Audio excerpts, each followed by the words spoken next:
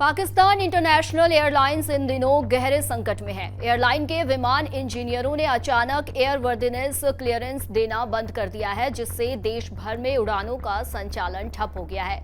सोमवार को रात 8 बजे के बाद से कोई भी अंतर्राष्ट्रीय उड़ान रवाना नहीं हो सकी, जिसके चलते यात्रियों को भारी परेशानी का सामना करना पड़ रहा है। जानकारी के मुताबिक अब तक करीब 12 उड़ानें रद्द या प्रभावित हो चुकी है, जिनमें घरेलू और अंतर्राष्ट्रीय दोनों तरह की सेवाएं शामिल है। इस हड़ताल का सबसे ज्यादा असर इस्लामाबाद, कराची और लाहौर एयरपोर्ट पर देखा जा रहा है। सैकड़ों यात्री, जिनमें उम्रा यात्रियों की बड़ी संख्या शामिल है, घंटों से एयरपोर्ट पर फंसे हुए हैं। तो आखिर क्यों पाकिस्तान में इंजीनियरों ने विमान का चक्का जाम किया है?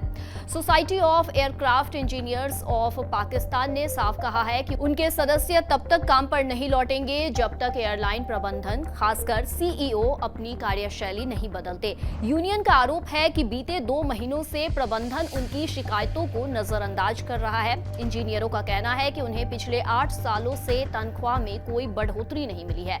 इसके अलावा एयरलाइन में स्पेयर पार्ट्स की भारी कमी है। बावजूद इसके उन पर उड़ानों को क्लियर करने का दबाव डाला जा रहा है। यूनियन ने यह भी कहा है कि सुरक्षा से किसी तरह का समझौता नहीं किया जा सकता, क्योंकि बिना पर्याप्त संसाधनों के विमान उड़ाना यात्रियों के लिए खतरा साबित हो सकता है।